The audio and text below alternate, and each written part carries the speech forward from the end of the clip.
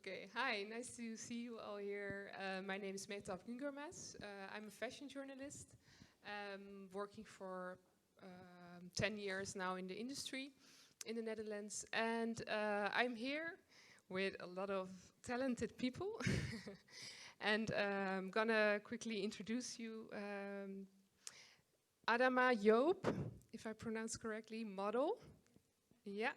And Mariette Hoytink from HTNK, Bionda Snow, and Maru Ashmala, yeah, from TNO, the streetwear label from Amsterdam. But I will also introduce them later on by asking questions. And yeah, the topic of today is diversity and inclusion in the fashion industry. It's a hot topic, as you all might know, because fashion is more than only clothes. We're all fashion, as you might know, is selling personal identity. And that's why I think it's really important to have a diverse and inclusive industry, because we're not only selling these garments, but we're creating an image that is, as I said, part of our cultural and personal identity. And well, we have different people from different backgrounds, different perspectives in the industry, and I think it's really interesting to see how they feel about this hot topic nowadays, like working in an industry that is not quite there yet, I think. Well, that's my personal opinion, but I don't know how they feel about it. So that's why I just, maybe you can quickly, like, also introduce yourself, like what you're doing at the moment. Where I believe you just had, recently, this month, you are on the cover of Harper's Bazaar Netherlands. So congrats. Yeah. And you've been on cover of Elle magazine as well, so also... I don't know, is this on? Yeah, maybe you should really... Yeah, you have to like really speak in the mic. Cool. Okay, so hello everyone. My name is Adama Joop. I am a model represented by Models Rock Agency. I am also an activist for a lot of social issues, and it's a pleasure to be here. Thanks. Mariette, can you shortly, like, quickly tell what you're doing in this industry? What's your background? Yeah. My name is Mariette Hoytink. I own HTNK. And I graduated a long time ago from the Academy of Arts in Arnhem as a designer. And I run next to HTNK, I'm the co-founder of Denim City, which is next door here. Co-founder of Jean School, the first and only school dedicated to denim in the Netherlands, and a lot more. I'm really into talent and into fashion. Yeah, and also working in education, like, yes. Yeah, more lichting. Yeah, so I'm the founder of Lichting, which is the show for the best graduates for all the academies of art in Holland. Yeah. And I like to bring people together. I'm a matchmaker, basically. Yeah. Thanks, Mariette. Bionda? Hi everybody, I'm Bionda Snow, and I work in the corporate retail industry for a sports brand, big sports brand. And next to my job, I'm a trend watcher for a global company, WGSN. I think it's very well known. And they have freelancers all over the world in big key cities that transform them and give them information about their own city on art, leisure, and community. Okay. Wow, thanks. Maru. Hi, I'm Maru Asmelas. I am one of the founders of The New Originals, an Amsterdam-based clothing brand, and co-founder of Sedex60, a shared store that we do with Bonnesuits and Sumibu, also Amsterdam brands. And I do the Kazerne in Rijgersbos, which is a broedplaats and public space for education, talent development, and entrepreneurial spirit. Great, thanks. I'm gonna just quickly have a seat. Okay, let's just start with you, Adame, because you know, as you might know, this is all, like I said, a hot topic, and yeah, we still have a lot work to do. But where are we now? You think if you're looking at all the magazines, it's one of the the small parts of this whole industry. Yeah, are correct. obviously representation of colored people on magazines, on fashion magazines. And what is the status at the moment? Do you think we already improved, or can we do better? Oh, okay, thank you for your question. So I think it's a process. I think we are on the way, but we still have a long way to go, because you know, diversity and inclusion, it's more than a hot topic. It's something that should have been discussed for a long time. And I mean, I'm glad that we're finally coming together and having these important discussions, because it's more than just you know, the magazines and you know, booking models of color. When we say diversity and inclusion, it means everyone should be able to look at fashion and see themselves. So it's not just about color, it's also about, you know, size. It's about, you know, just feeling that you are seeing who you are mirrored in fashion. So for now, I mean, it's impressive to see models of color even be on the cover of a magazine as amazing as Elle and Harper's Bazaar, and it's amazing. But I mean, if you look back at the time, there was a time when that was impossible. So we can't agree that the change is coming, but we also have to be realistic that we still have a long way to go, because diversity doesn't just say book a black model. It says book a black photographer. Hire a makeup artist that can get the right color because they use that color themselves. Hire a hairstylist who knows what to do with Afro hair, you know? It's not just, oh, okay, you're good. You know, your hair is nice like this because I don't know how to do it, you know? So it's a lot, And for now, I'm grateful that, you know, the conversation is here. Yeah. And how was it for you as a model to work in this industry that is predominantly white, actually? Was it tough, or how did you experience that?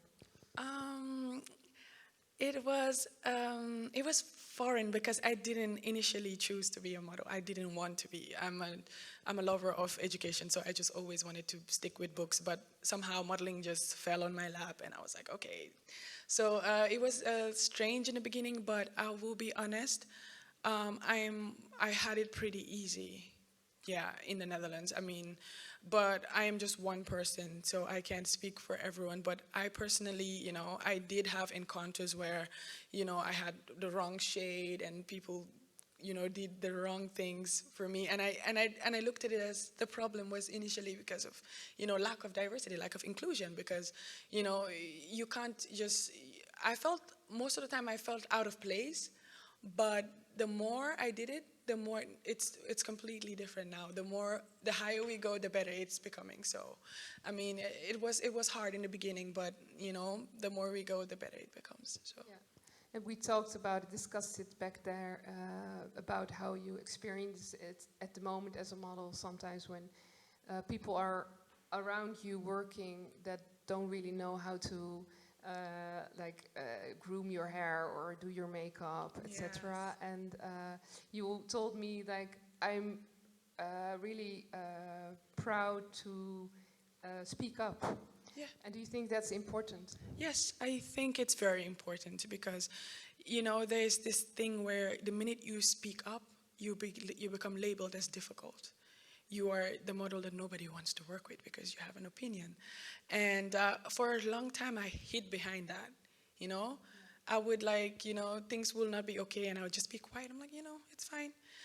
But at some point, you just have to say, you know, no. So I am now the model who has these conversations with makeup artists, like, you know, I don't know about this shade, and maybe we should do this first. And I realized that, you know, if you communicate the way you should, that it becomes better, and they, like, oh, you're right, thank you. And it's all about conversations, about little things. And I'm also very active on social media. I talk about it, I say it, and at first I was afraid. I was like, wow, what if I don't get clients? What if I don't get jobs?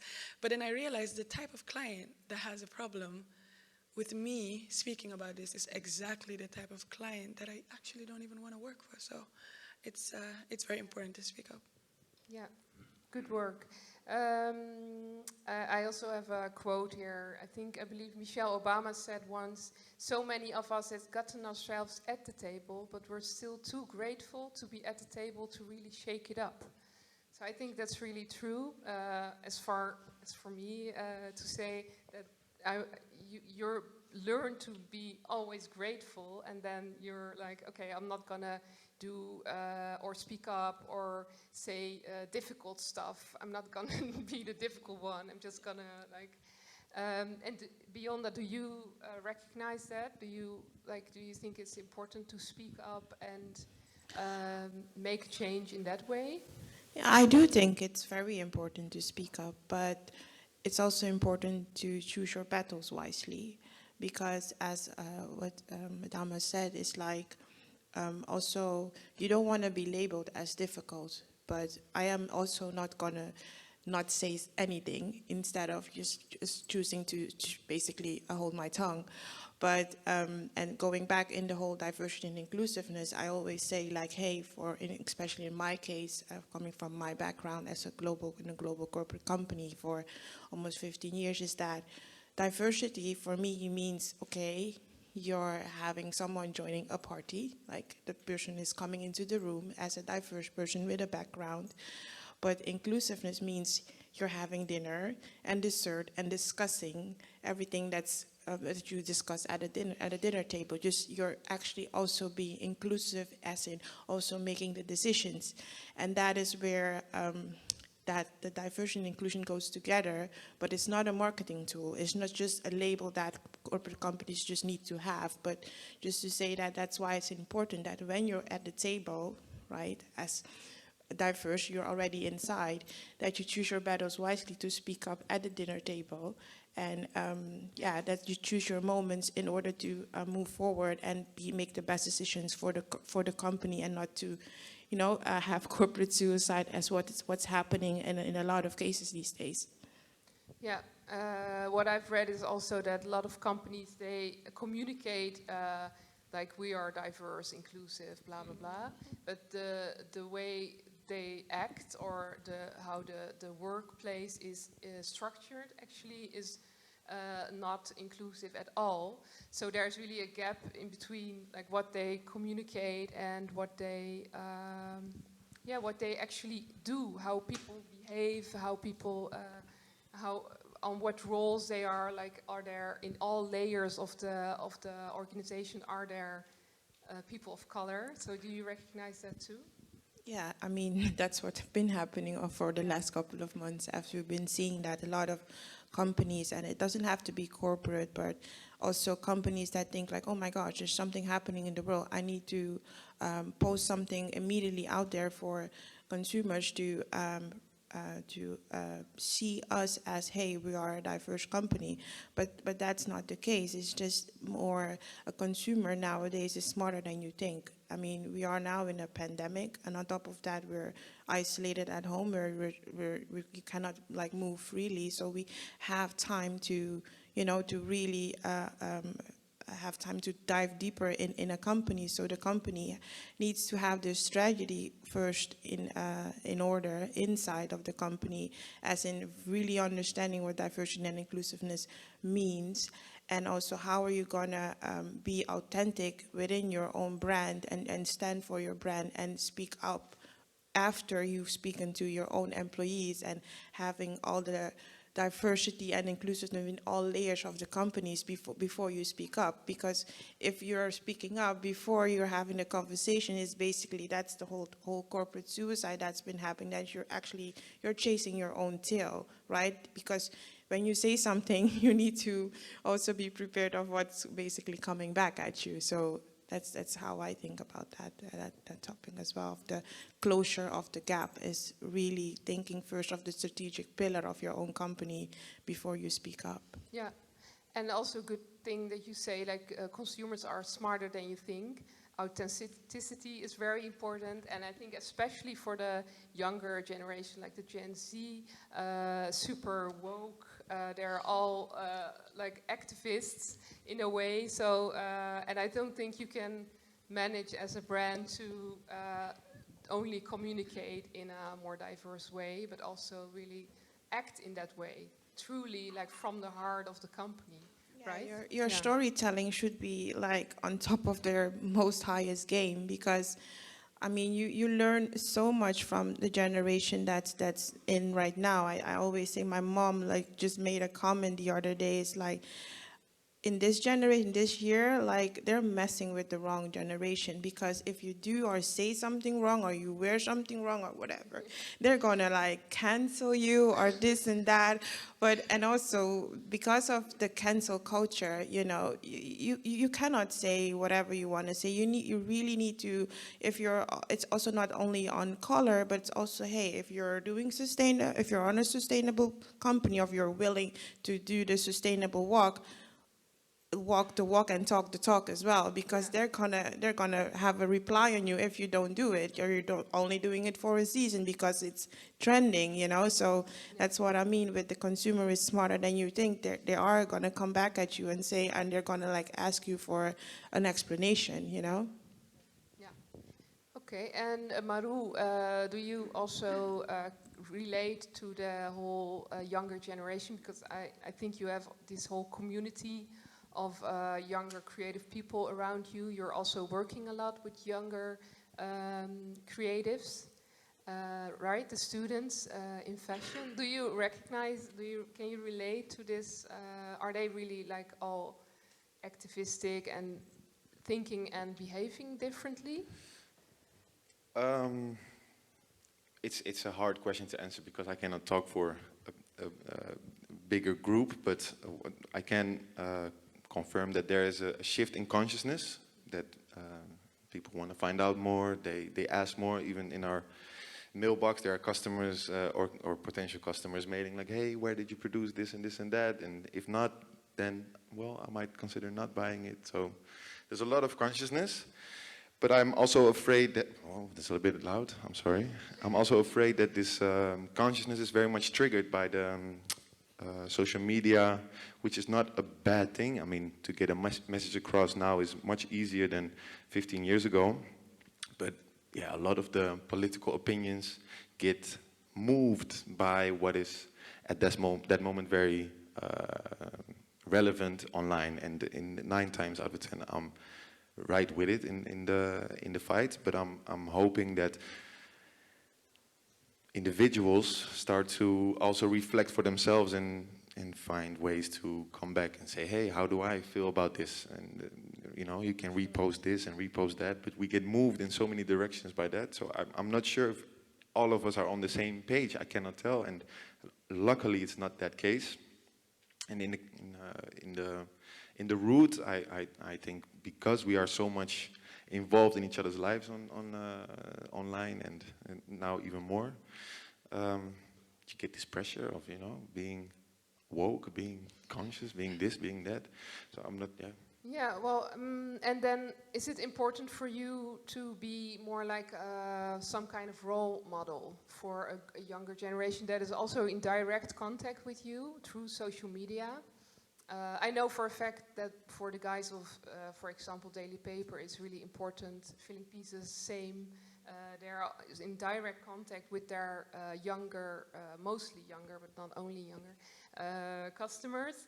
And they're more like, yeah, they have this fan base of people that are maybe looking up to them or seeing them as role models. Do you think that's important to make a change? I think it's important to make a change, absolutely. Yeah. But yeah, to be a role model? To be a role model is it comes with great responsibility, and I'm not gonna position myself as a role model. That's not my words, but Maybe I do. inspiration? Yeah, I Do think you- you get inspired, so it's only fair to inspire back in a way. I mean, you hope to inspire, you hope to give people a call to action and be like, hey, I can identify, so why not me? I mean, Yeah. that's more or less the way I see it. And you also studied fashion, right? In Absolutely not. yeah. No, not. I didn't. Oh no. No. But working in fashion, or maybe starting off, were you like? Did you have examples? Did you have people that you were looking Definitely. to? Yeah. That's the reason I think why we were able to see this door, which was not presented to us. Yeah. We in the city have Pata, Yeah. and well, seeing them as a young guy back in my neighborhood, it was a refreshing sight to see people of color, people that I can identify with, owning a shop, and me being able to get in there, talk to them. That was, I think, a very crucial part for us to know that this is possible, to be independent and not to follow any orthodox way of introducing yourself in fashion. I mean, Yeah. So, but then in a way, you actually do need people that pave the way for you to, like, think, okay, I can do that too. It's possible. Like. When we talk about inclusion and diversity, I think the words can be, for myself, a bit misleading because you exclusively want a certain marginalized group to be more attracted and find a way in the room where it's happening. So it's, yeah, I think what they did, maybe not even specifically, but they did target people that look like them exclusively so they can get what they need, what we need, in order to accelerate and get in that room. I mean, if you're the first to come in that room, you're going to feel very uncomfortable. But if you have someone there that you might, know or look up to his work and see yourself back in the person or her, it's going to be a more comfortable experience. And I think Pata really showed the way that you do not have to be a flashy fashion type wearing leather pointy boots and a cowboy hat to be involved in Paris Fashion Week. Yeah. The daily paper, same. Yeah. True. Okay, Mariette, you're very much into the education part as well. How important is education in the whole topic of diversity, inclusion? Super important, and I'm listening to you, and I honestly feel a little bit sad because I graduated in the 80s. It's a long time ago. We thought we were already kind of liberated at the Academy of Arts. We were like, well, everyone was, you were not straight for sure. You were like something in between, and it was like boys who wanted to be girls, whatever, and it didn't matter what background you had because it was all about talent. It's got nothing to do with if your name is Yu Hong Ku, whatever. If you're talented, you are really good at the academy and you get a job. That's basically how it was. And we lost something along the way. And I don't know, I honestly don't know why we lost it. And for me, well, I was at the root of daily paper and filling pieces who were at my one-day shop, and they had one pair of shoes and 3 T-shirts. They showed up too late also. I was like, what they're too late? And that was just the start of something. So yes, there were not a lot of examples then. And I think it's really, if I hear you, I think, my goodness, we should accelerate now. And I think for me it's super important. It starts with education. Because the moment you have a kid like this, you have to educate them on all these things. And I think I'm privileged to live in Amsterdam with 2 kids who have a mix of backgrounds of friends, which is, I don't even know how many nationalities, but it's a lot. And I love that, and I love this city because of that. And at the same time, I still feel the fashion world is a white world because we have white boardrooms and it's white male boardrooms. It's now, we're not discussing the women topic, which I would love to do, but You can say no, but I think or it's two. still, for women it's the same role. You have to do you have to step back because otherwise it's not gonna work. So, and I honestly would love to solve this right now. Like, how can we come up with, come on guys, don't be ashamed of anything, and also saying, yeah, well, you should know what to say, or I honestly feel we shouldn't. We should say what we want to say because it's so super important. We might have one life, so why don't we make really the best of it and get into all these people who are really talented and give them the opportunity. Yeah. So I agree. And recruitment is also a big part in that. So, yes, and I never experienced anyone, well, that's so funny because it's always working in fashion, you can look whatever you want. It didn't matter. And the only thing I think is really true is at the boardrooms. That's the difference. But for the rest, it's like a mix of everything. I was always happy when there's a straight man walking in because we didn't have a lot of straight men. Normally you cannot say that, but it's like, wow, he's straight. Well, he might not be because he's too good looking, but okay. So we completely lost humor. Like there's no fun anymore. It's like, oh, it's all a super serious topic. And yes, it is. Yeah. And we would love to make it work. So, and yes. And are you as a company also working actively on recruiting more diverse people? Also in higher positions maybe? Yeah, but it's not a goal in a way because you see what's the best person for a certain job. Yeah. And you only see there's a lack of some people who dare to apply for something. But I still feel, okay, well, they all should, because it's super important. Yeah, and the problem with discrimination, like when you're applying, is that you never know what the real reason is. So, you can get a lot of rejection, and they will say, it's because of your experience, so they never... I can say like this, that it's never based on color at all. So it is about who's the talented person. It's only the lack of people from color applying to certain things, which makes the difference. But I get that. Because also, if you, for example, look at magazines, models are now maybe represented, But if you're looking at the editorials or the what's it called, like the teams. The editorial teams, it's predominantly white as well in the Netherlands. Do you think that's a problem? Yeah, of course. That's what it goes back to what I said in the beginning. I don't think I've actually ever worked with a black photographer in the Netherlands, ever. Now that I think about it, no. And makeup artists, have I? I don't think so either. I mean, for myself personally, but on a professional set, I don't think so. So again, it's not just about the model, because companies do that. Since, the beginning of the pandemic and everyone was at home and we stopped and thought about where are we going, and everyone started discussing, and, race became a hot topic, like you said. Companies had the tendency to just, okay, look at me, I have a black model. Yeah. I put it on my Instagram. But if you, for instance, look at Edward Enninful, what he did with British Vogue. Amazing, incredible, unbelievable. And that's just one editor in chief. Yeah, and people think, when you have these discussions, sometimes I deter from having them because the conversation starts to become a black versus white thing, a race thing, and it's not about that.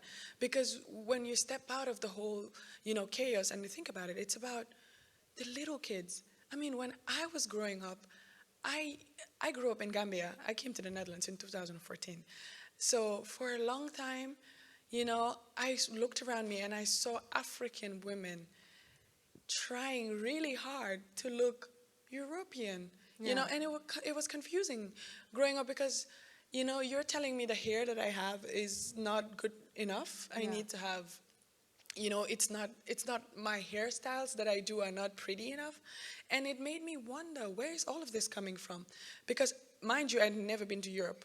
I didn't even know where Europe was. So it was funny to me, how was I not in Europe, but I'm looking around me and I have a lot of people trying to be European. And then I traveled and I came here. And then I realized, well, it's because this is what we've been told, that this is beauty for years. straight hair, you know, you have to be skinny. And where did you see it then? Was it advertising? Everywhere, yeah. TV? Yes, Yeah? I had dolls. Growing up, all my dolls were, I didn't have one black doll. All my dolls had long hair and they didn't look like me. So, you know, so basically it's not just about, I think fashion has a role, Yeah. but it's more about film. It goes to film. It goes to, you know, Yeah. commercial. It's a big thing, you know. So Yeah. all we can do as people who are part of fashion is to do our part. It's to be fair because, you know, it's hard, you know, when you're a model and you have to work so hard. And sometimes, you know, you get an option and it doesn't go through. And there's a little part of me that thinks, you know, is it because of, and then I shut it out. Like, no, you know, you don't think like that. But what we can do is to, you know, listen as well. That's the problem, because I think when we all talk at the same time, then we don't listen, we don't hear each other. So if you are a certain type of person and another person comes to you and is trying to explain to you things they face, you don't just try to argue with it. You listen, because you don't know, you know, what it is like. So I think, you know, the conversations are very important, and just being real and not just try to show that you are diverse, but actually be diverse and be inclusive. Yeah. A lot of times people get really like offended, or maybe like no, defensive. That's the word. Like, Defensive. No, I'm really like trying to be, and I have one black friend, and you know, but it's not about that. Right? No, like and it's not just about race either. And No. sometimes I get put in workplaces where I feel like they just booked me because they had to, not because they want to. So it has to be more than just, okay, well, you know, let's put one, you know, I've been to many shows where I was the only black model, and I opened the show or I closed the show, but that's it. Wow. And it's like, it would be nice to see more people, you know, not just because you have to, but, you know, do it because you want to, do it because it's pretty. And yeah, we're getting there. We're gonna go. What she said. We're getting there. This but, is definitely the wrong generation to mess with. So we are getting there. True, we will get there, because, you know, sometimes it's so negative. No. It's nice to also acknowledge that we are definitely better than we were. So the acknowledgement and the positivity is good too, because I mean, it feels good to be on the cover of Elle and Harper's Bazaar. It's incredible, and I stop and I appreciate it, and I say it too. But you know, I don't just want to see one model. You know, let's do more. And that it's not temporary, but that it's really like not a trend. Thing, you know, not a trend, because we're we're not a trend. We're more than that. Yeah. And also I want to talk a little bit about the systemic racism and discrimination, because it's really like hidden, as you can say, in society, not only in structures, like in companies, but also the way people perceive, like the bias. Can you maybe beyond that, like, talk about that a little bit? Do you find it important to make it visible? It's a bit like the question like I asked before, speak up, but it's really about making invisible stuff visible, right? Yeah, so, about speaking up as well. Like, it's happening every day. I mean, for being in a corporate industry, actually my friends, sometimes when I'm on corporate trips, I need to travel like all Europe and in New York or whatever. And then sometimes a picture is made and then it's posted on social media by a colleague or whatever. And then I have my friends replying, "Are you the only black person in your team?" And I'm like, oh, yeah. But I don't see it anymore because I'm in that world for a very long time. But if you're sometimes like in meetings or whatever, it's just not having offensive comments, but they don't mean it like it's being offensive. It's just a way of, hey, we acknowledge that you're in the room or whatever, but technically you cannot say those things anymore because it's technically offensive. But would I speak up on that moment because I'm the only one in the room? That's me saying I need to choose my battles wisely. So you have to always find a safe haven in your workspace. Try to find like-minded people, and a lot of companies, I'm not going to name names because we always see what's happening from the outside, but in the inside, big corporate companies are having now platforms for people of color to feel safe and to speak up there, to try to find their safe space, and then go as a collective to the HR department, to the CEOs, like, hey, we have a problem here. Some things it's not in this DNA that you can actually say certain things anymore because it's just offensive. You cannot say like, oh, there's a black guy in the room and he has a hoodie on. Oh, so after work you're gonna rob a bank? You cannot say those things, you know. It's just not funny, you know what I mean? Or it's hard to repeat. Oh, you don't have to. How's that going? I don't want to be answering questions on that in a corporate setting. Just all these comments. And then my face goes like you know, so you're like, I don't want to talk about it, but it's okay, right? So you don't want to be in those uncomfortable situations, and that's me, because I'm the person that I am, basically, but another person can be very vocal or aggressive or whatever, or pull up the race card and whatever. But then I'm actually just there to do my job, because that's what I'm here for, you know. So it needs to be a safe place for me, but I will always, like, you know, count to 10, find my safe haven within the company and move forward, because otherwise we're just gonna be in the same space every time in the next coming 5 years. Yeah. I agree also, because a few fashion brands, I think Prada, Marni, actually a lot of them has made lots of mistakes. Brand images with, I remember the one of Marni. With Marni with the chains on it. I do have a strong statement about that possible? one. You know, how can you come up with such an image to be honest, there's no such thing that you can blame a specific person, right? You cannot blame a specific person, because for the whole fact of the matter is, what's art for someone is not art for the other person. Art for someone can be offensive for someone else, and that's what I mean with in these times, right? It cannot happen anymore.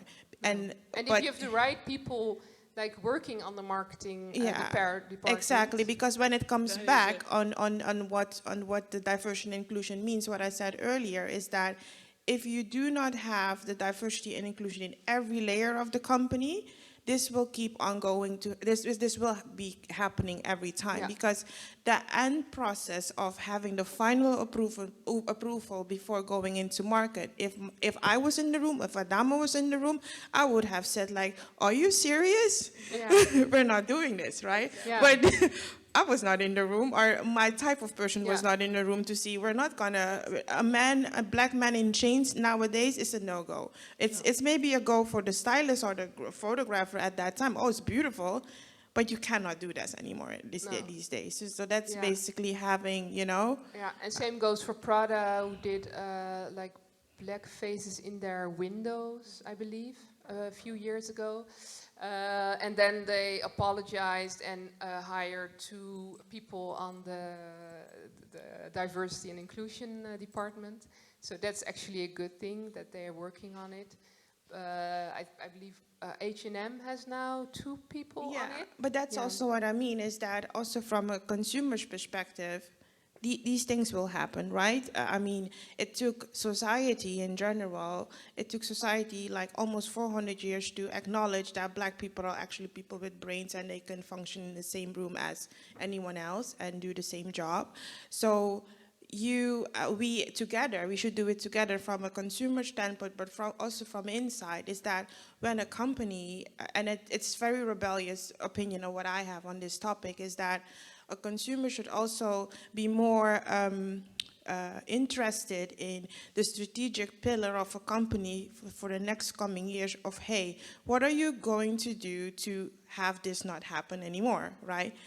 And not be like, oh, I'm not going to buy anything from this brand anymore. Oh, they're this and oh, they're that. But that's actually basically shutting the door, right? And to educate this brand, like, hey, what are you guys going to do? Let's talk, you know? But from the inside, it's also that hire or just promote, because also people that are in the company for years, or people from diverse background, they have issues being promoted to higher levels of the levels that actually do matter to make those final decisions. So it's an educational piece from the inside, like, hey, promote your people or hire diverse people, and also actively recruit in places as what to align with you is that companies also have a responsibility to not only go to the privileged schools to recruit new talent, but also really go into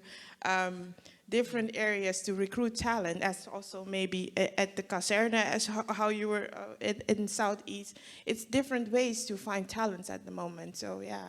Can I say something about, yeah, because this is the reason why we started Gene School, because there was no school educating kids, well, basically teenagers for a business which is the biggest one in the world, which is denim.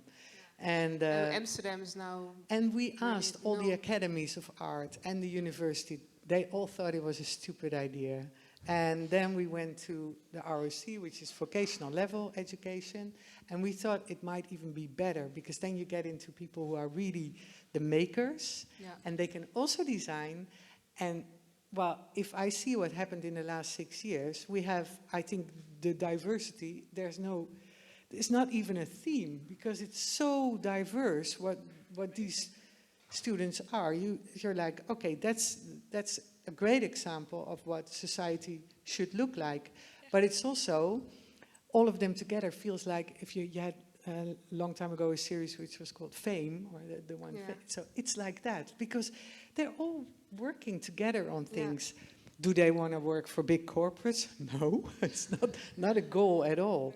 They all start their own label already when they're at school. So it's so super cool, and they can change this whole system. And I think this system needs a change, instead of working towards a certain goal towards these bigger corporates. And why don't we just shake up the system? So change the system from actually also starting like with education. And Maru, do you also agree with that? Because you're also in the education part with younger designers. Yeah, absolutely. I mean, education is it's one of the places where I think we need also a lot of work to show what it's actually like in the working field. I mean, to give an example, the Amsterdam fashion demography right now is, I think, a lot of people of color or young local people that have been starting their businesses, as you've been telling about. And I think if schools and these companies, if we start to work together and make them ready for actual jobs that are there within these brands, within these stores, owned by these brands, and in a wider variety, it's gonna be fertile ground. And if you want to see change, you do not wait for the person to show up. You create a platform on which this person can experiment and learn and inspire, and you have to walk the extra mile for that. I have the feeling that with the years before, we didn't have that opportunity. I didn't feel attracted to any school. I didn't feel attracted to any company, established company. So by creating our own world, we have a safe space.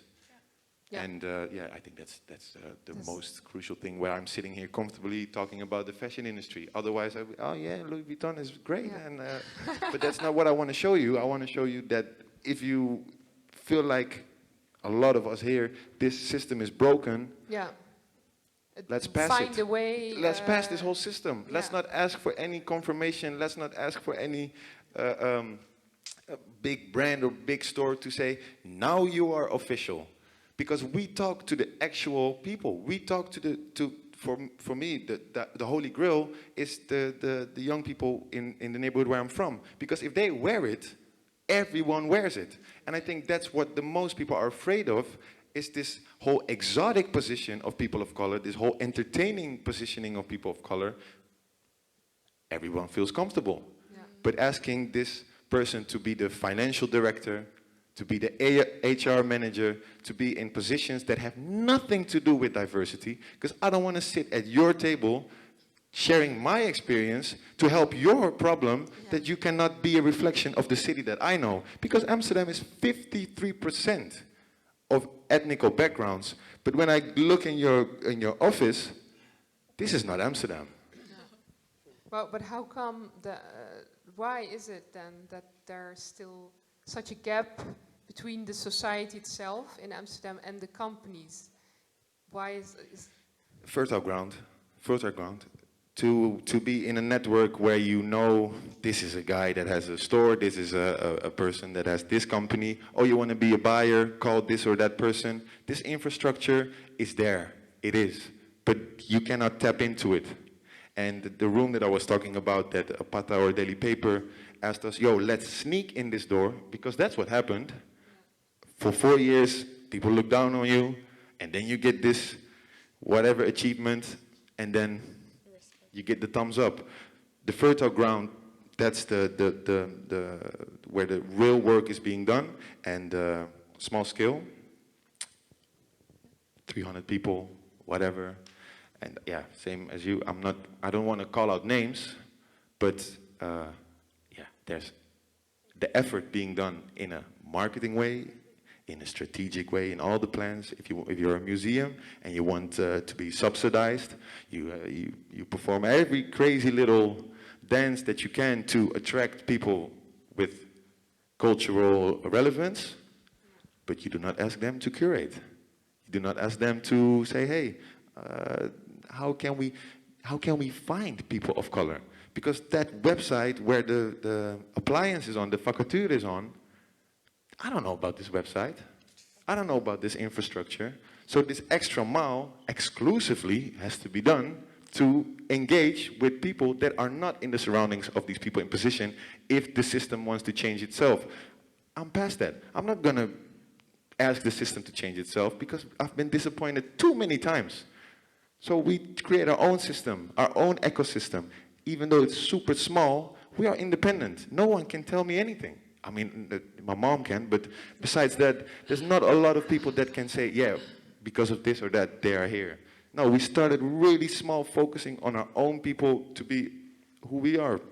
And then But what do you think then that nowadays, like also street fashion, streetwear is like hot, and all these big brands want to cooperate with smaller, like underground streetwear labels? What is it? It's a little bit off topic, but I think it's also related to that, because you guys, you created your own fields, like your own, and they're really authentic. You have like diversity, inclusion, everything in your DNA. You don't even think about it. It's who you are.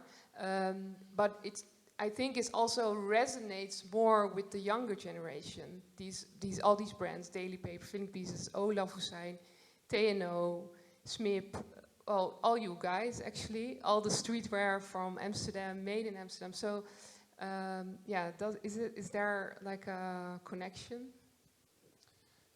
Or do I see it that way? On a personal level, there is absolutely. I mean, all these guys are very, very dear friends. But there is still a thing that we are generalized as this group. I mean, we find power in it, especially in the first years. It helps to build up some speed. But after some time, you want to be recognized for what you make and not who is around you or whatever image you portray. I want to talk about the product that we make and the impact that we make when we do substantial events with topics or what, just the real work, the outcome, not the symptoms. Yeah, I understand. Yeah. But at can I respond to that? Because for me, looking at that, it was the first time when like a group of labels, streetwear kind of labels, they support each other, and that's something which was not happening. Well, to me, all brands are complete competitors. They are not supporting each other. There's no brand who says, okay, I will help you with this or that. So that, for me, looking at it, was the first time I was like, whoa, okay, they're really helping each other.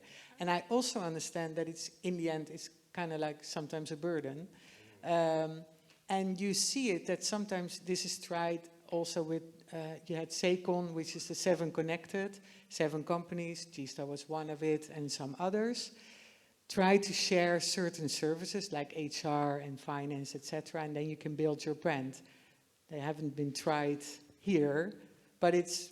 We share this kind of knowledge in a way. Yeah, because I know you do it for e-com and other things like, okay, this is something. And I think it's also that supporting each other really can make it really big, because we can only make a change if we support each other and not being only competitors. Yeah. And also the other buzzword is community. You guys are the community. You are not even like putting that in your marketing strategy or whatever, but a lot of brands are nowadays like trying to recreate the community you guys actually are, because you are in one street, right, Zeedijk, with Patta and Bonne and all you TNO. We do not create a community, we facilitate the existing community that is already around us. And I think when you are a bigger brand or a bigger company, you're out there to create a community with good intentions, you do not even realize that you're sitting with your heavyweight on this not capital strong community, but you're just taking away that one person that has great influence there, take that person, her, and put her or him in this paid job and ask to do the same thing for them. That kills. I mean, this is the topic around gentrification, obviously. Stealing from the culture. That's Stealing from the culture. It is, and the intentions are so good, and they are so much about this topic. But the reason why we work together is also because we are friends and we like to hang out, but also because we are each other's backbone. There's no one else. Yeah, my own friend will open the door for me. But there wasn't someone else waiting there. I mean, not that I know of. I didn't know of these brands of that G-Star was also this whole movement of brands that I didn't know that before. But for us, this was the only way to, you know, to work together and say, yeah, we're going to come together and say, this is it. And if we say this is it, then our friends will come and say this is it. And then they cannot neglect us. And that's hip-hop. I think that's super hip-hop. That's why they call us streetwear. With TNO, we never called ourselves streetwear. In no context. But in every occasion, hey, you guys, streetwear brand, no, streetwear, it feels like a swear word. It's because we are, what? Why? Say it. Yeah. Really true. Very true. Yeah, I did it myself. Sorry for that, but it's really difficult. And we have to rewrite Dutch fashion history. Yeah. Because it's a short history in which there are some learnings. But And it should be nice to talk to it's them. the old way of thinking, like we had all these segments, like menswear, women's wear, and streetwear. So it was really the old system that we're still in it, I think, because I started like 10 years ago, and then you didn't have all these brands that were doing everything like in one.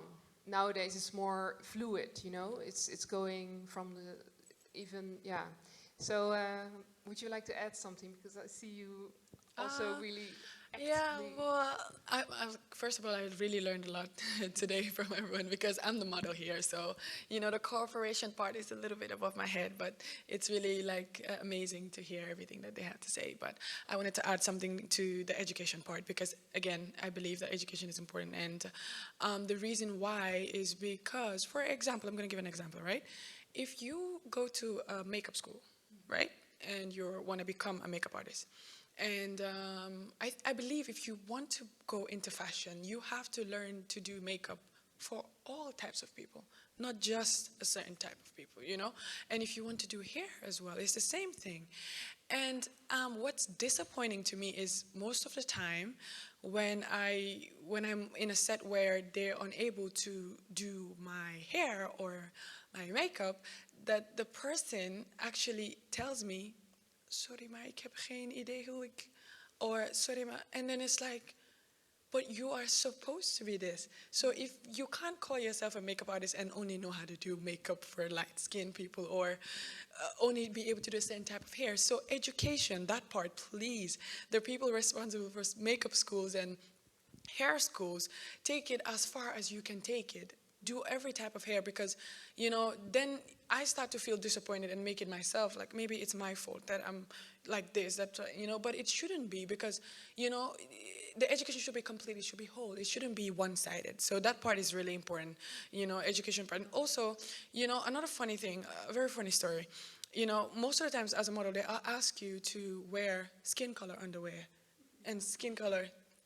Okay, so here's a funny story. I went to a shoot where they requested that, and every time they requested, I always wear black, because to me, that's the closest thing to my skin color. And one time I went to a shoot, and they were really upset because I didn't wear skin color underwear. And I was just like, but you said skin color underwear. And they were like, yeah, nee, but I meant, like, you know, nude. Yeah. And I said, but I'm sorry, but nude is not my skin color. Yeah. I haven't had skin color underwear forever. I haven't found. Recently, I went to the H&M and I saw a brown one, and and they're like, what are you doing? I'm like, look, I have a skin color underwear finally. And I bought like 10 because I'm like, I don't know when, maybe it's gonna go forever. So, you know, it has to, you know, if you're looking from a certain perspective, it doesn't really affect you. But when you look at the bigger picture, these things break people's hearts. And it broke my heart that they were upset that I had black underwear on. And then I explained it, and it was like, oh my God, you're right. And, you know, it's also, it all goes back to just, when something doesn't affect you, you tend to become a little ignorant about it because you just see your perspective. So again, education, very important. Yeah, I agree. Yeah, I can totally imagine, because also if you keep doing that for years and years, and even when starting from young, you know, you learn as a little girl that the skin color you have is not the skin color you should have, or so you is have the to norm, always, or bend to fit. So you're always, you know, like, there's not plaster that has your skin color, so you have to put makeup on it. There's not ballet shoes that, you know, it's like from the root. So it does something with your self-esteem, I can imagine. It does. You actually learn to just accept that maybe it's you. So, you know, while we are like posting and making changes, we also have to look back deeper than just, okay, you look like you're doing something. It has to go deep. Yeah, it's a really good point, I think. Okay, how are we on time? Someone? I think we are on time. Actually. We have more time? No? Are we done? Are there any questions, maybe? It's nice to have people... No? Or some people want to add something. Add something. Not also. questions, yeah, but of course. Yes. Maybe it's not a question, but more of a rhetoric question. Yeah. But I work for a fashion brand as a creative producer, so I'm on set a lot, and I know these things happen. That there is not people, because mostly in advertising teams, you actually, and creative team, you usually have white privileged men who don't know that when you actually photograph like model, you should be a black photographer. But it's also, I think it's interesting what you said about self-reflection, because, and this is kind of like my rhetoric question, because how will we make people to self-reflect more? Because I think that education is important, but the information is out there. We live in 2020, and we have so much access to the information, so you can actually educate yourself. But I think it's very difficult for people to self-reflect, because also, for instance, what happened last week at the Versace show, they had 3 plus-size models, and everyone was like, oh my God, this is progress, revolution. But I'm like, those 3 plus-size models were out of 87 models they used on the runway. I'm like, is anyone talking about it? No. So I don't understand why people also don't tell the other side of the story, just kind of like that small part of that whole picture.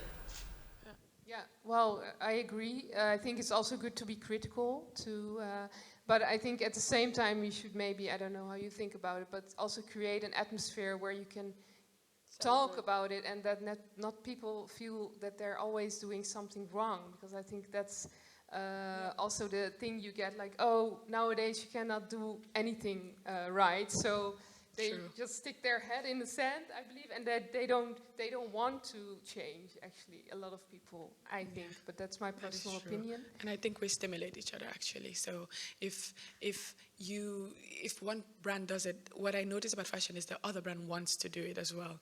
And, you know, you take the impossible and you make it possible. For example, you know, for me, my biggest break in my career was when I was on the cover of Elle. That is my biggest break. Because I think what happened is many people who didn't see that, it's possible started wanting me to be, and they always bring it up. And I was like, wow, how amazing it is that some, as influential as Elle is, that Elle was able to, without even realizing it, trigger other companies. They were like, oh, we saw your Elle and we wanted you immediately. And I was like, okay. So the top matters a lot as well. Vogue, Elle, big magazines, Bazaar, because without realizing it, these magazines, they actually kind of stare the way for companies and brands and, all of it. Yeah, I think maybe brands, they don't like to take risks, for example, and so they don't. Exactly. Yeah. So when these things happen, then it's like, oh, wait a minute, I can do it too. If you reflect on how you see that in a perspective of other people telling you Elle is super big, which makes a lot of sense because they measure it just like the example of which you broke the wall for all the other girls to come. That I hands down have a lot of respect for. The only but is not towards you, but it's towards the pedal stone on which we put the Elle or the Vogue or let's say an extreme, the Oscars. Yeah. An actor wins an Oscar and now we say that's a good actor. Yeah. But this whole institution is already a part of this system. So this scandal of the Michelin stars, of restaurants, like, yeah, but this is all politics. This has nothing to do with good food. This is just politics. We should rearrange what we find a relevant platform. Because we give it the power that it has. Because of us, it is a great achievement.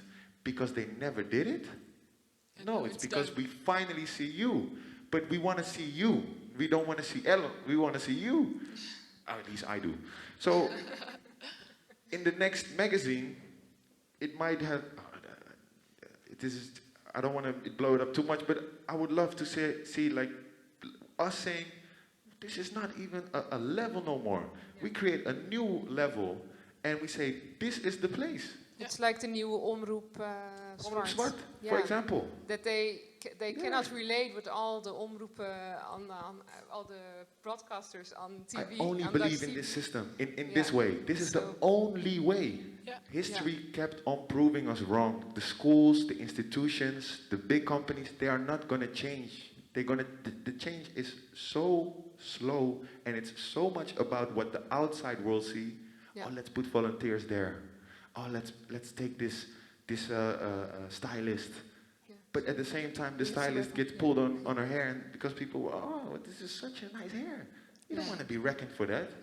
You want to feel the whole team and hype each other up. And that's the world I think is more welcoming to anyone. That is inclusive. By excluding this world, I keep on saying it, inclusion and diversity, they just make me dizzy, these words. Yeah. It's not about this. Okay, that's a nice conclusion. We really have to wrap up. You all okay? You just it's just at the end is that that magazines and not even magazines, but also corporate companies, is that the consistency should matter. It's not taking taking it, oh, now it's time to put a black model on the cover, but it's not. I'm not saying put a black model on the cover every month, but the consistency should be that it is a new normal, that diversity is there, and not treating as a marketing tool or a trending topic. Oh, we achieved that mark, oh, check, we can move on now. But it's more like what he says, like we have to work with each other now. In order and we to, really need to be more actively on that, working on HR, on all layers in this recruitment part as well, education. So, yeah, all systems aboard. Yes. Okay, thank you so much. Thank you. Thank you. Thank you all.